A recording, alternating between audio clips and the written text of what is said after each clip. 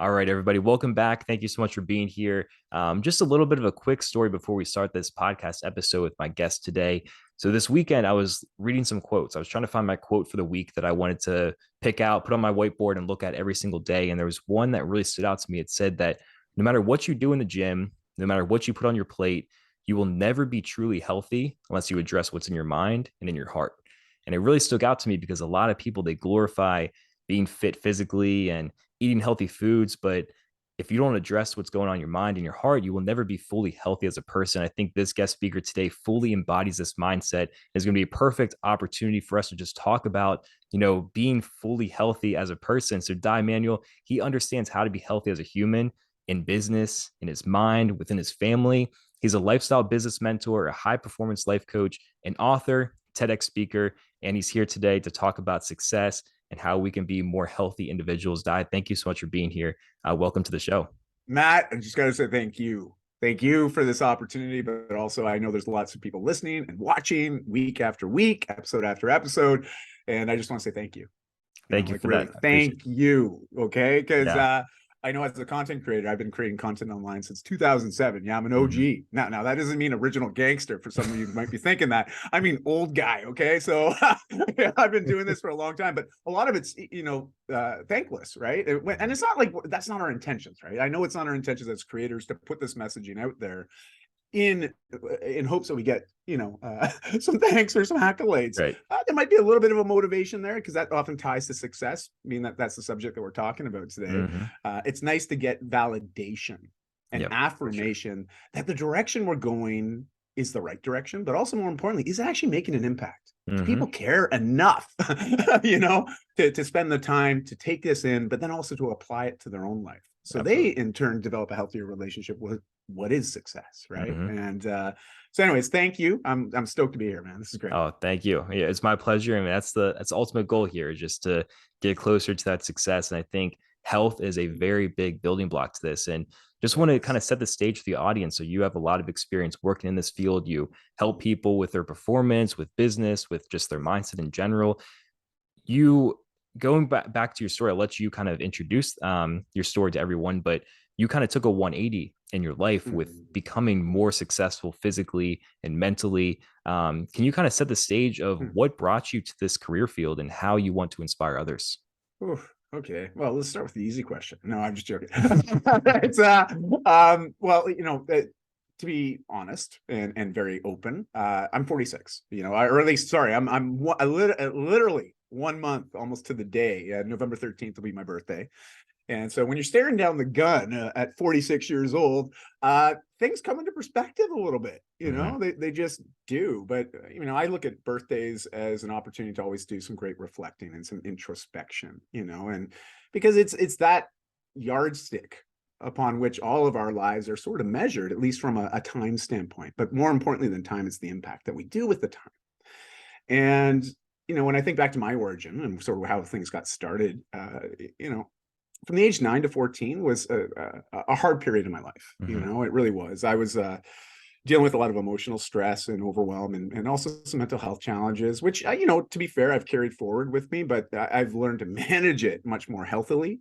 In particular, things around the mental health place, dealing with social anxiety, depression, and some of the other stuff that usually accompanies that. Okay. And so it's not like I'm a stranger to this concept of mental health. Maybe I wasn't able to explain it in the terms that we do in the last decade, but up until that point, especially as a teenager, it was really hard to deal with that because also it wasn't a conversation piece. It wasn't like I had the internet to go on and Google it. It wasn't like I could find support groups.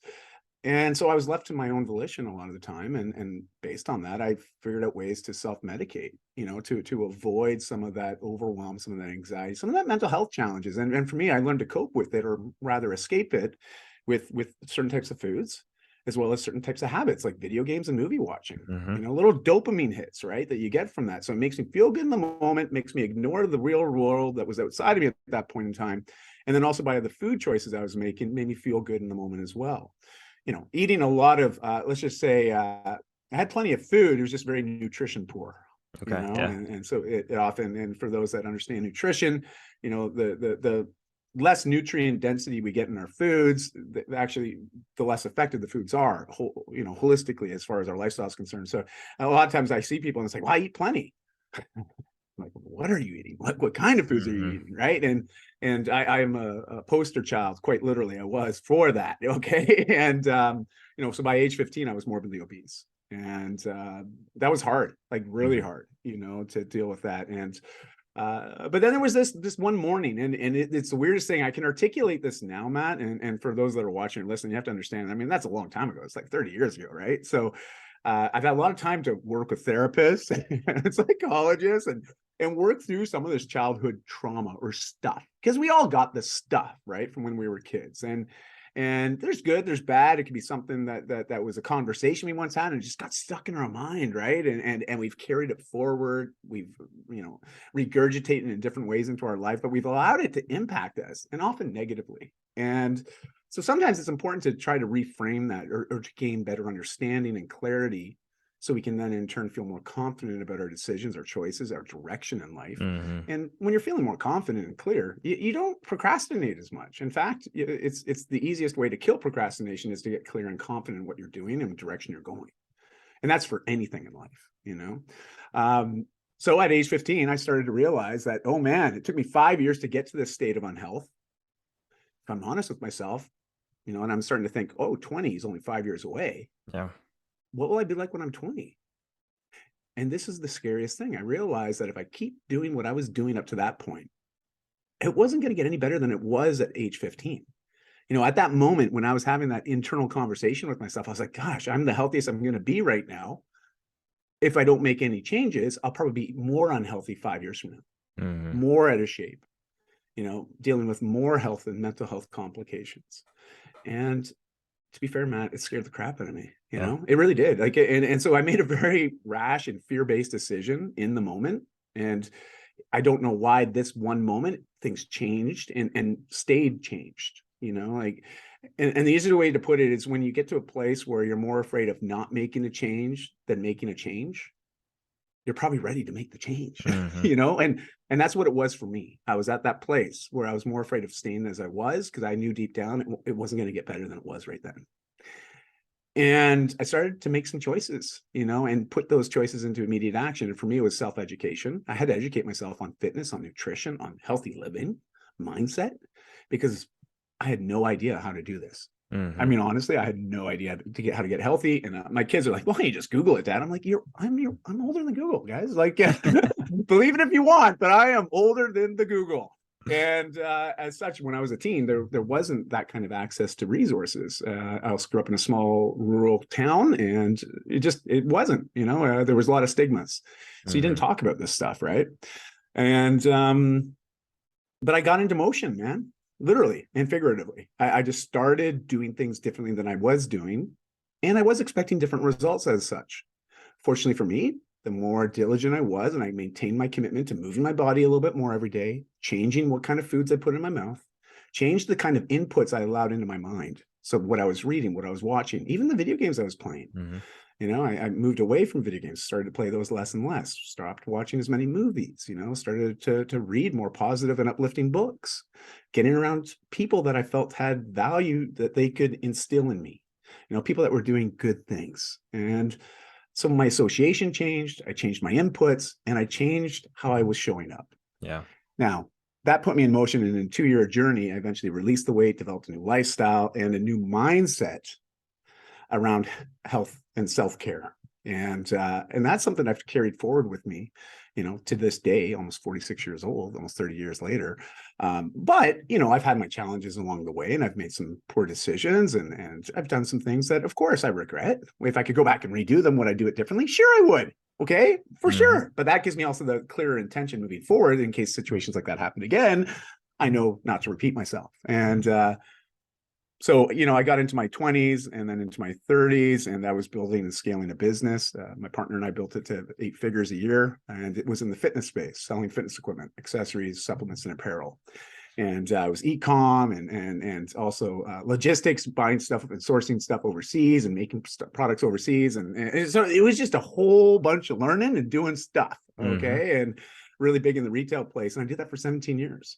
Wow. And during that time, Matt, and I'll sort of end it here so we can continue this conversation, because I know I've had a bit of a soapbox moment here, and I appreciate your patience. And because I think the origin is really what sets in motion and makes a lot of sense when I start to share some of the other things that I've navigated since then. But I learned a lot in that first experience, that first big life change for me, going from morbidly obese to someone that reclaimed his health and made it a priority ever since. And there's been a couple other things that I've done since then. And 13 years ago, to answer your question actually more appropriately, 13 years ago, I made the biggest shift that changed my perspective and relationship with what I believe success was, but also what I believed a man was. Mm. And as a man who identifies as a man, if we feel like exploring that, we can talk about that too, because I think the two tie in together. And there's obviously there's influence of gender in our perspectives, because based on how we were raised, who we were raised around, kind of people we associate with. And so we tend to be attracted to other people like ourselves. And that in itself can be positive at times, but it can also lead us down maybe not the best path for ours.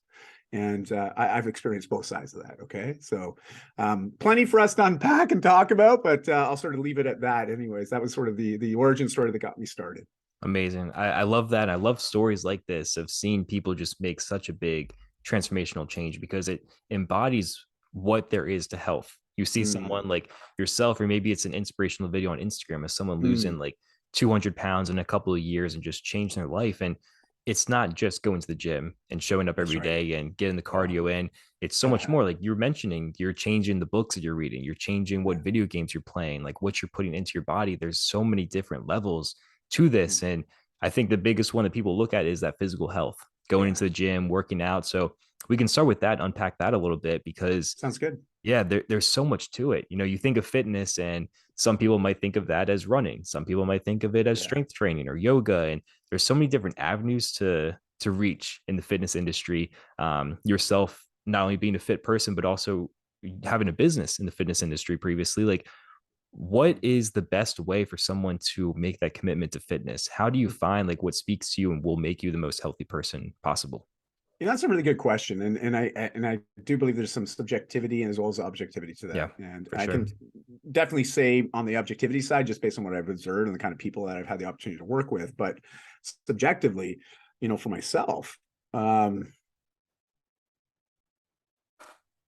for me initially, again, just being fully transparent, some people often would ask me, what was the big motivation for sustaining, that commitment, for Hmm. keeping up? Because it's one thing to make a mindset shift and say, I'm going to get healthy. Yeah.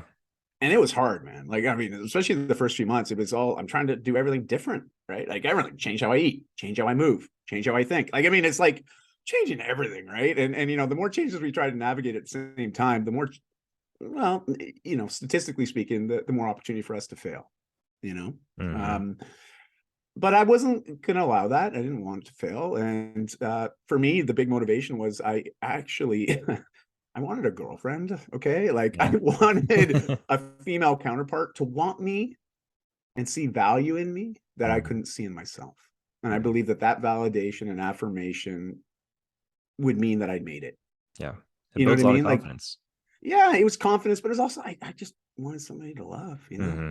like, and I know it sounds really cliche to say that, but that's what I wanted. I wanted that closeness, that intimacy, that thing that all the other guys that I thought, were experiencing at that time, in my school and my classes. And yet I was the guy that was always in the friend zone, Hmm. and also a lot of bullying and ridicule and just a lot of other stuff, over those 5 years of living in that state of unhealth. And so, I had a very empathetic way about me when I started to move into these changes. And what I mean by that is I would often see other people struggling too. And I just naturally wanted to help them because I knew what they were feeling, Yeah. and for me, it all started with the fitness, and the physical aspects or manifestations of the results fitness can create for us. And in particular, changing our physicality. Because I believed if I showed up and I looked a certain way and I carried myself a certain way, that, well, the adage, fake it till you make it, Hmm. you know, uh, act as if I was that individual, would it then change how I felt about myself? In some cases, it did. In some Hmm. cases, it didn't, because it didn't feel natural. It didn't feel like me. Felt like I was, I have a really good Italian buddy of mine, and Christian, you would always say bravado, you got the bravado, like he's a But obviously his hands go all over the place when he's doing Yeah. it. And I always laugh at that. But, that idea of bravado, that idea of sort of puffing our chest up and trying to be more than we are, or at least Mhm. appear as such, so people get a different perspective on us. And I definitely fell into that. So, which led to other challenges. In particular, I went from foods into alcohol. So Mm. I'd gone from self-medicating with food to now, oh, well, I don't really feel this good about myself. I don't have the confidence. But if I have a couple of drinks, isn't it amazing? Everything changes, And so I learned that really early on, like by 18, 19, it was a regular thing, a social thing, but it was needed for me to connect with people. At least that's Mm. what I believed. And so as much as the fitness part got started, I started cycling regularly. I started doing weight training after about 6 months of cycling. So first of all, I just wanted to get into a habit of fitness, a habit of moving my body. That's always where I like to get people started. Just move your body a little bit every Yep. day. It's enough. Believe me. Some people say, well, is it enough? Yeah, it's enough. It's enough because we're building the confidence as Mhm. well as the clarity for yourself that certain actions that you do will reward you. Your body, your mind will reward you for doing this good stuff for it, because you're Yeah. showing love to yourself by doing this, by showing that you care. And so it is the mental piece to your quote that you opened up with today was perfect. It really set the tone for today's conversation. Mhm. And it's so true. Even though I didn't understand that when I was a teen, I didn't. And even I go as far in my 20s, I still didn't understand that. I didn't Yeah. think that way. It was all about the physicality. It was all Mhm. about what's perceived on the surface. And I sort of joke about it now, but I'm like, I was already living a filtered life back then, without Instagram, like very selective about what we would show or how I would show up. And, I would protect who I really was and put on that bravado and be somebody different, be the Mhm. business owner, like be the boss, be this guy that knows a lot about fitness, really confident in that. And just like, again, the idea of fake it till you make it. And that's really hard, though. It's hard to be positive from that kind of a place for long Yeah. term, because you feel like an imposter. Mhm. You feel like you're faking it. It doesn't make you feel real about your life or anything else in your life. And those negative emotions and thoughts, I mean, they don't go away unless you do something about it. And Yeah. for me, it was, again, self-medicating, right? To try to avoid some of that pain and discomfort, and acknowledging that I wasn't truly living as I wanted to live, wasn't as connected in my relationships, especially with my wife, with my kids, and my coworkers, friends, family. I mean, you name it. I knew I wasn't being vulnerable. I wasn't allowing people in. Mhm. And but again, the fitness side of things and that working out and my identity was so tied to what I've been doing in fitness. Uh, it was hard to separate the two. I Yeah. believe that I had to be that. Yeah. I really used to help people with fitness. I got really well known and branded as the guy that can help people with fitness, but it was really all about the physical, and I wasn't being honest with people. I wasn't really highlighting some of the other things that I had done because I didn't feel comfortable sharing Mhm. that. I felt, yeah, it's just so weird in hindsight when I look back on this now, but my 20-year-old brain and early 30-year-old brain was heavily influenced by some of my actions and my drinking. And as such, I got very good at just putting on this sort of happy face and going through the motions and Mhm. pretending to be something that I wasn't. Yeah. And but you can only do that for so long. And I gave it a good long run, man. It was like almost 15 years I ran with that. That's pretty good. Like I'm proud of it or Bro, something. yeah. No, I'm not. I'm not. But eventually things get to a place where you just can't sustain that any longer. And that's what Yeah. happened to me. And that was 13 years ago. And that changed everything. The last 13 years have been so fulfilling, rewarding, but also scary. Okay. Because it involved a whole lot of change, Mhm. whole lot. Everything changed. My career changed. The way I interacted with friends and family, especially myself, changed. My focuses in life changed. My definition of success changed. Yeah. The motivators, both intrinsically and extrinsically, changed. Like, it was crazy how much change has happened in the last 13 years. But man, I'll tell you this, and this is for everybody listening and watching, change is hard. It really Mhm. is. But once you get through that cloud of change, because it feels like you're in a cloud, you can't really see, 2 feet in front of you when you're in it. When you're in it and things are hard, that's all you can see, man. You can see hard, you know? Yeah. But the cool thing is, we are very resilient as a species, and we have Mhm. to remember that it's in our DNA, that we have the ability to do hard stuff and adapt to hard things. Mm-hmm. Stress, pressure, anxiety, overwhelm, temperature changes. Like, we can talk about the physical, the external and internal stresses, and we can navigate them all. We have that in us. It's in our blood. Okay. Yeah. It's in our DNA. And that resiliency will pull us through the hard stuff, but we have to take time to acknowledge the hard stuff that we've overcome, not be so quick to say, hey, what's next? Without acknowledging and taking 1 or 2 seconds, at least a couple breaths, to look Mm-hmm. back and say, I came through that. I did that. Because when we don't acknowledge the stuff that we've done, that we've accomplished, and the stuff that we've overcome and surpassed, survived, Mm-hmm. we're losing the benefit of deeper understanding of ourselves. But more importantly, we're also missing out on the opportunity to inspire, motivate, and educate, as well as support others in those same types of changes. Yeah. So as hard as the changes are, believe me when I say this, it's always worth it. Mm-hmm. It's worth the hard stuff. It's worth the hard work. It's worth the change and the stress that comes with it. It's all worth it, because, to be fair, you're worth it. Those that are navigating the change are worth it. They are, and they can't see that about themselves. Well, that's when you lock on with somebody like yourself, or a community, of like-minded individuals that see the potential in us that we can't see in ourselves yet. Definitely. And I'm, again, fortunate. I had a great association when I started to make some changes and move away from alcohol to figure out the healthy way to navigate the stress, the anxiety, the overwhelm. And that's when everything changed. Yeah.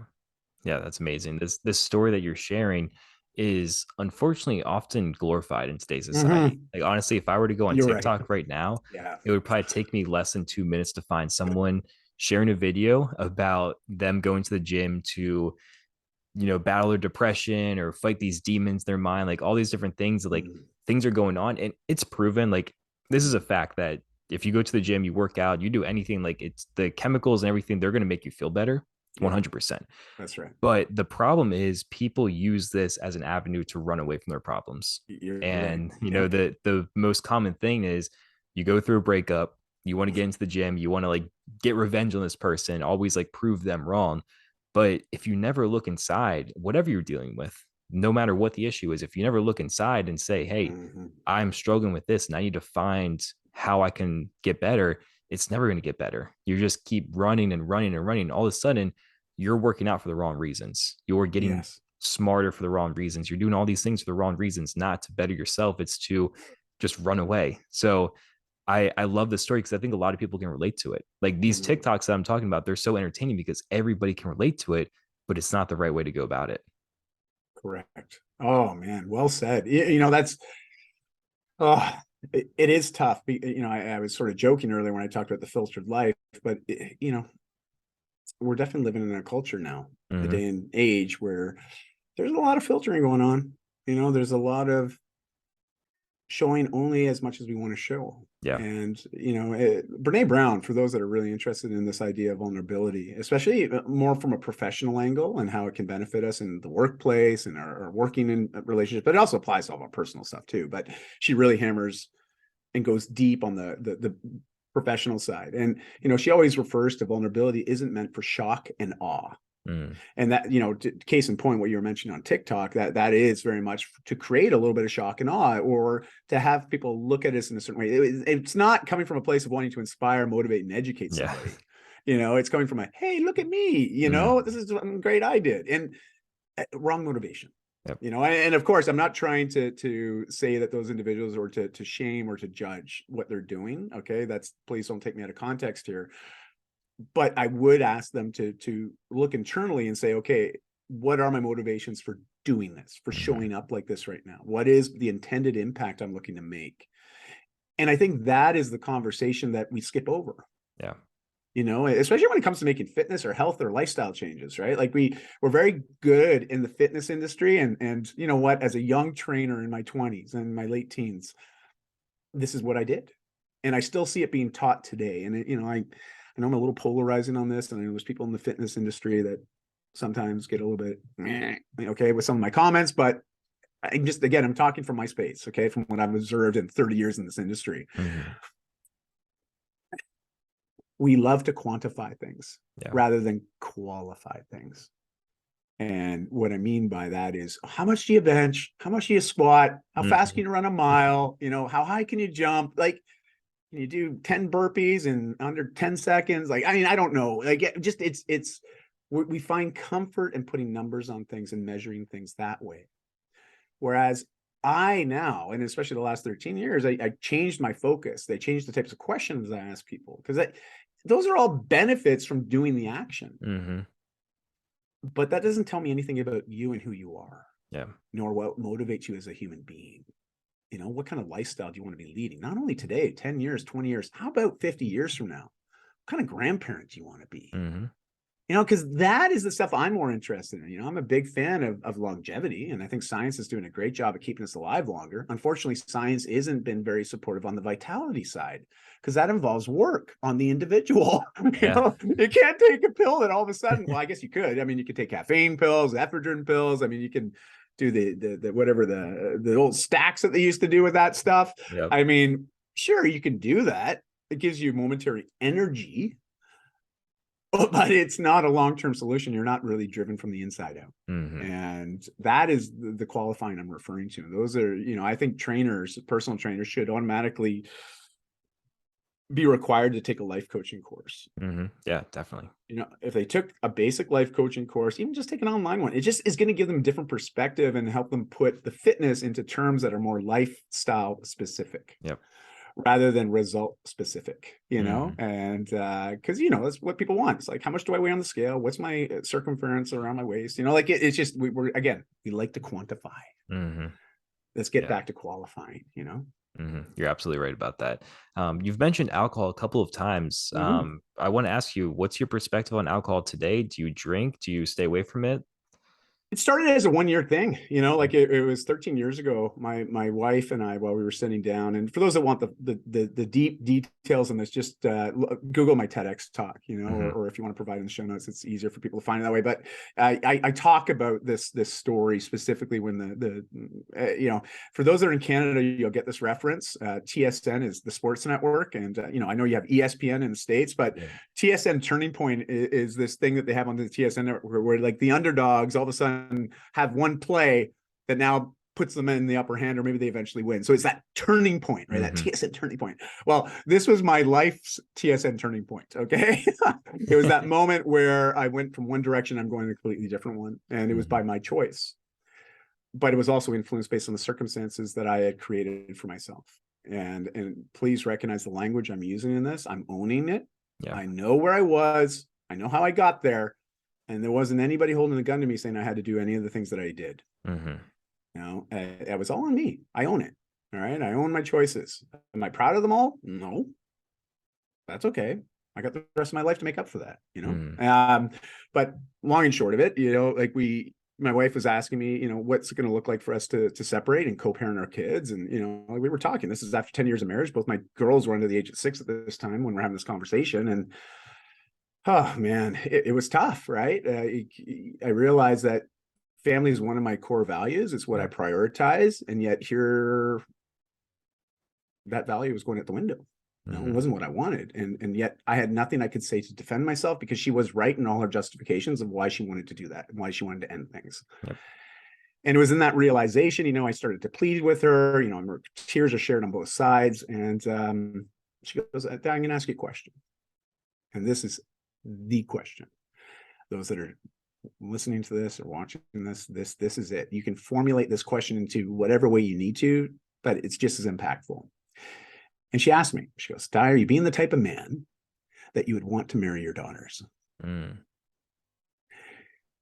And you know what I realized in the moment is, like, if anybody like I was acting as 13 years ago showed up on my doorstep wanting to get close to the most important, women in my life, I'd be like, no freaking way you're getting across this doorway, man. Like, get the hell out of here. Like, it's just, I would say no.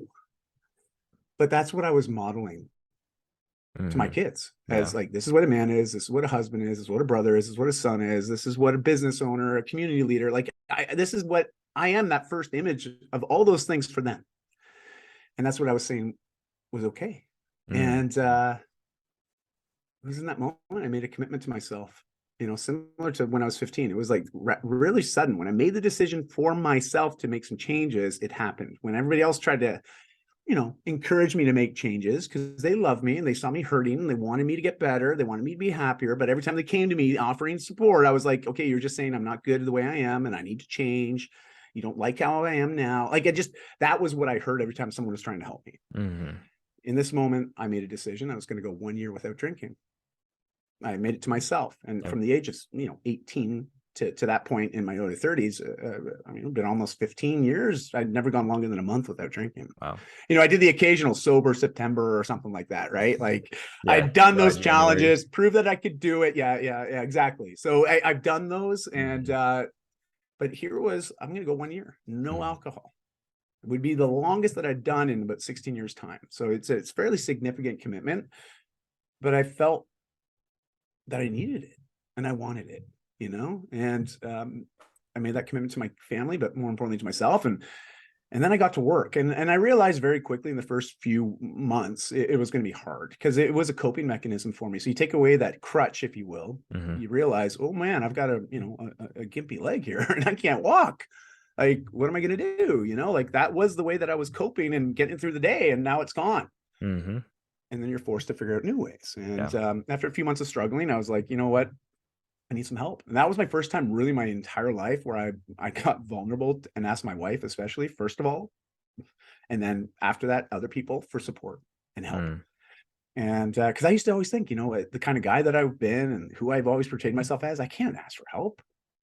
What's I going to say to everybody? That's a weakness. Like it's so weird, right? When you start to unpack things and be like, I was an idiot, you know what I mean? It's so long ago now. It's like I'm describing somebody else. I'm like, what an idiot that guy was. And it's like, well, yeah, that was me. So, I started off on that year. Anyways, we got to the end of the year and so much had changed, Matt. My fitness got better, my health got better, my mindset improved drastically. A lot of my depression, anxiety, a lot of the overwhelm that I felt, it dissipated over time because I learned healthier ways to manage that stuff, which I'd never done before. I always knew about it. I would tell people, as a fitness and health guy, I was like, I knew all the strategies. I just never followed any of them, right? And it's like, just amazing, right? When I unpack this, even saying it to you, Matt, I'm like, oh man, I like to think I've grown since then. And of course I have, but also there's areas where I'm like, man, have I regressed, and that's another conversation. But we got to the end of the year. And I remember this very distinctly because it was right around January 1st. And my wife's like, hey, you made it the year. Do you want to celebrate and share a bottle of wine? And I was like, yeah, I could totally do that. And then I started thinking. I started reflecting on the year that I just had, all the changes, all the work. Also how I felt now. I felt more clear, more confident. I felt more on fire and purpose-driven, more connected to friends and family and communities. I felt better about my own health and well-being. Like I was like, I've achieved all that in just 12 months. What if I keep going? And that what if you keep going, I'm still asking that 13 years later. All right. So it has turned into a lifestyle. And I'm not here to vilify alcohol. There's plenty of information out there that talks about alcohol and the negative effects it has on us holistically from a health perspective. I don't need to be the deliverer of that message. But for those that are consuming, especially if you're consuming a lot of alcohol, like I used to, I just encourage you, go do some research. At least look to science first. Let the science validate what's going on inside your system, because you'll soon realize it's affecting a lot of areas. And as we age, it only affects those areas more and more and more, because we lose that resiliency of youth when the organs are nice and fresh. Our lifestyle is really good and we have a young body, so it can handle a lot of that additional stress. But as we age, if we're not looking after it, it will erode, and it erodes pretty quickly. And alcohol is one of those things that erodes things very well. For sure. So that's the only part I want to say. But again, I'm not here to vilify or judge, because believe me, I've drank enough alcohol for a few lifetimes. Okay. So I'm just being honest with you. I know that. And I also had a reputation for that, and which is also part of the reason why I wanted to change, because my success was often tied, I believe, to alcohol consumption. It was a big social part. I'd go to trade shows and the guys, we'd work deals on a buy, and I'd be negotiating my orders like the Life Fitness guys or Precor guys, and And we get to the end of that deal and they're like, okay, so now on to the real business. Where are you partying tonight? Like people would ask me that all the time because they want to come hang out with me because I was Fun Guy Dai. That was like the nickname, or Billy White Shoes. I always had these white shoes I would wear, and it was just a nickname that stuck, Billy White Shoes. But and I say this now, and I'm like, God, I used to be proud of that. Yeah. Those people didn't really know who I was. They had a very specific idea of what they believed I was, but it was not even a fraction of the reality of who I really was. Mm-hmm. And when I made those changes initially, it was night and day. How the company was impacted as well. Nice. Like it was amazing just to see how that one decision indirectly affected almost every aspect of my life. Mm-hmm. That's so cool. It's neat, right? Like we don't all realize that our decisions aren't just going to impact us. Yeah. They impact everybody. Yeah. Especially those that are in that first sphere, right? Those people that are closest to us, that we interact with the most, they will be the ones that are impacted the most in our decisions.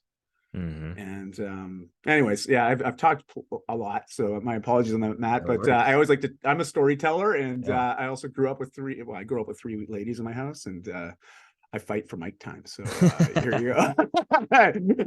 When I'm given the opportunity to talk, as you can tell, I got no problem doing that. But Yeah. which is also interesting because that was one thing I had to overcome. I used to deal with a lot of social anxiety, and speaking publicly was a big fear of Mm-hmm. mine.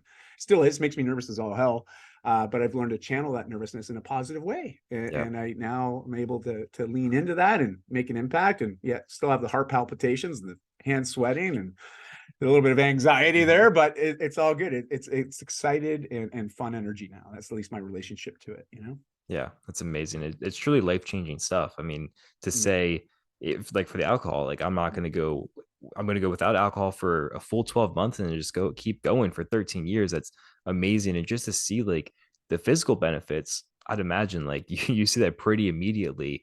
But to keep going and to resist that first drink after the year and say, hey, I don't need this right now. Like I'm doing so much better without alcohol. That's where your mindset comes in. And that's where you're That's right. saying, like, hey, I want to lose 100 pounds. You can go to the gym every day, but if you don't have the discipline to keep going and to push harder, you're not going to get to your goals. So I love that story because it just intertwines how physical goals always match up with your mental goals. If you really want to achieve something big. So going into it, the mental side of health, like there's so much we can do about our Yes. health. If you want to work on development, you can read books, you can listen to podcasts, you can, connect with like-minded people, or if you want better, mental health, meditate, therapy, different things, just fighting that inner voice to make sure that you're always fulfilling your Yes. true self. Is there anything that stands out to you when you think about Mm. mental health and being healthy up between your ears? Mm. Is there something that stands out to you that people should focus on more? Well, I like that you reference between the ears, because Mhm. I often will refer to that as the muscle between the ears. Now, at one time I was doing a keynote, just so you know, there's a neuroscientist out in the audience. And Yeah. afterwards they approached me and said, just so you know, I don't know if you're aware of this, but it's actually not an organ. Hmm. It's not, or sorry, it's not a muscle, it's an Oh, organ. yeah, yeah. I was like, I know that. I'm just using it as a Yeah. way to sort of tell a story and Right. exaggerate a point. And I was like, but thank you, I appreciate that. So I do have to qualify that, because I'm sure there's people out there, what are you talking about? It's not a Mhm. muscle. Okay, regardless, just entertain my idea of it being a Exactly. muscle, Yeah. because if you think of it as a muscle, you realize that you can condition it like a muscle, Mhm. and that is important. We have to condition it. We have to put it under some stress. It does deal with anxiety. It deals with every emotion in our body. Yep. Okay. It's all processed up here in this CPU between our ears. And taking time to defrag. All right. Now, that's an old PC term for, again, dating myself here, but for anybody that's ever had an old PC, there's that disk defragmenter. And this is where it literally reorganizes a lot of wasted space on our hard drives to make them faster and more optimal. And new computers just does this automatically now, but back in the day you used to have to run a separate program for that. I always equate this to how we manage our health and our well-being. It affects our mind as well.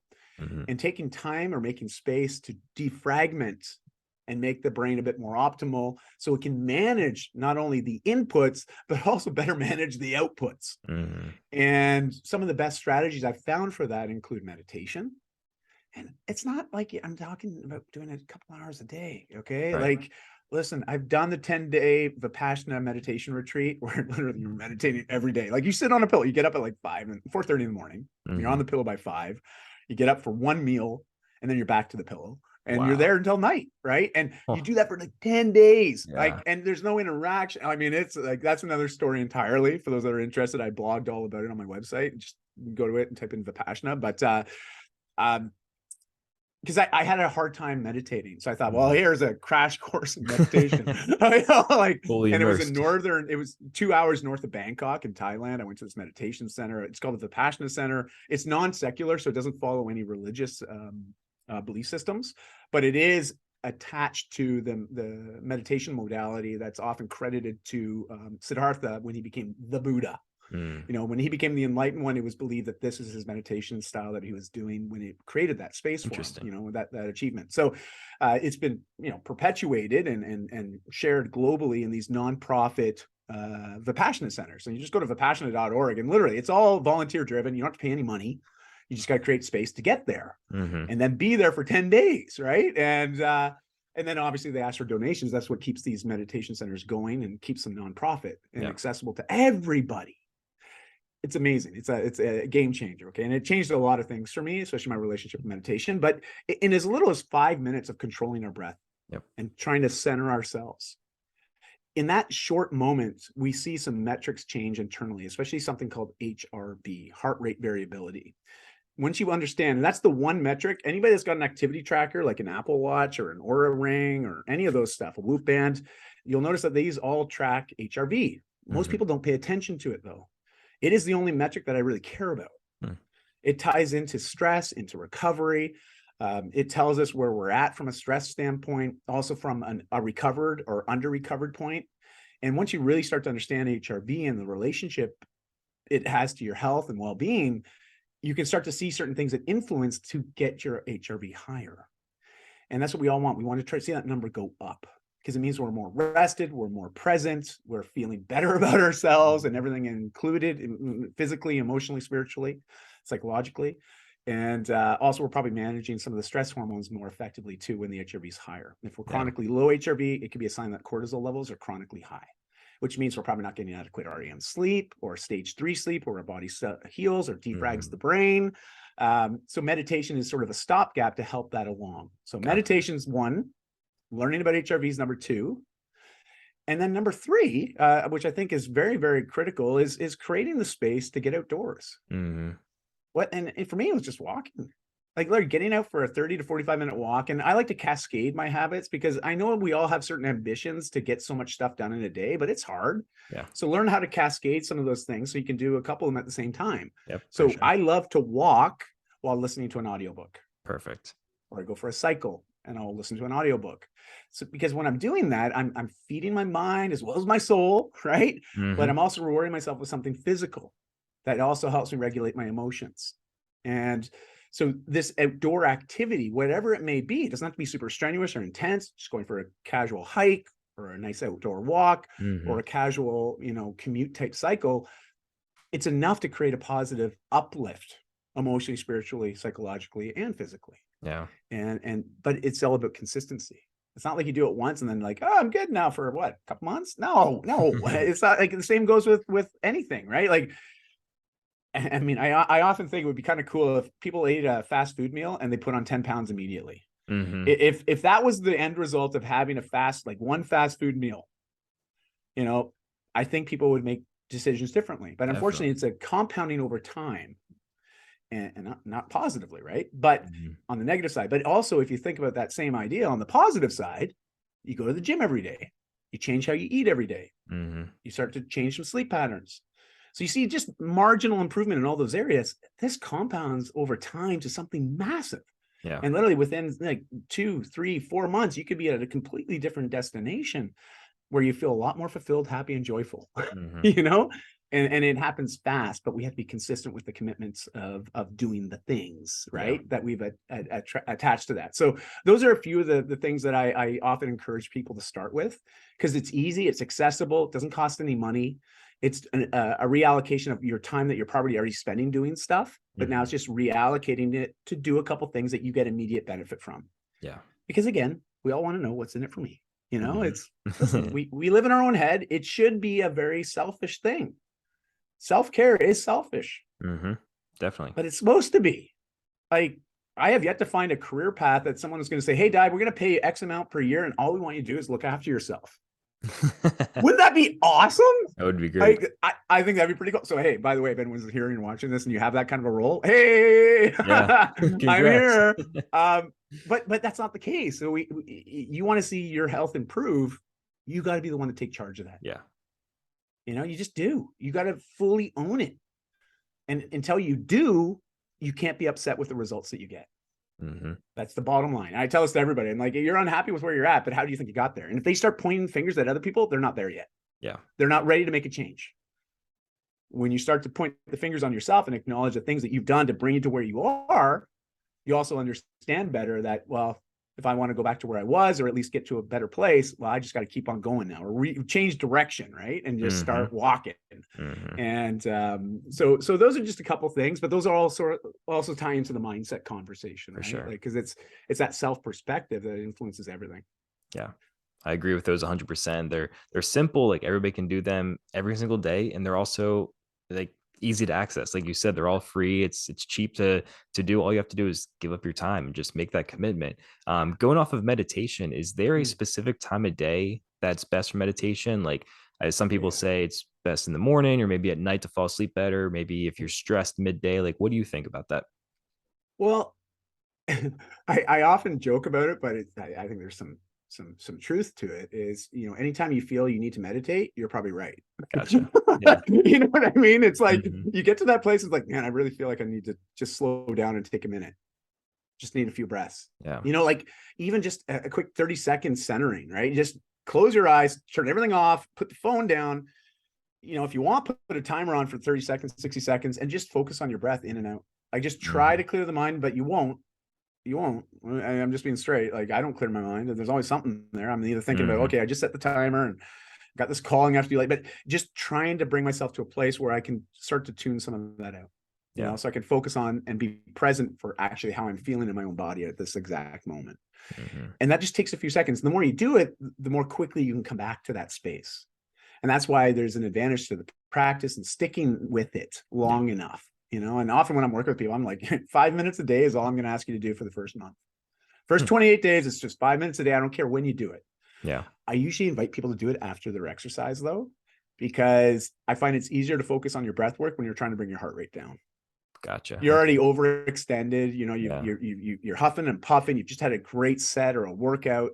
Now you're using this as you set yourself up for maybe your cool down period or your mobility work, core work, anything. It's stuff that's less strenuous.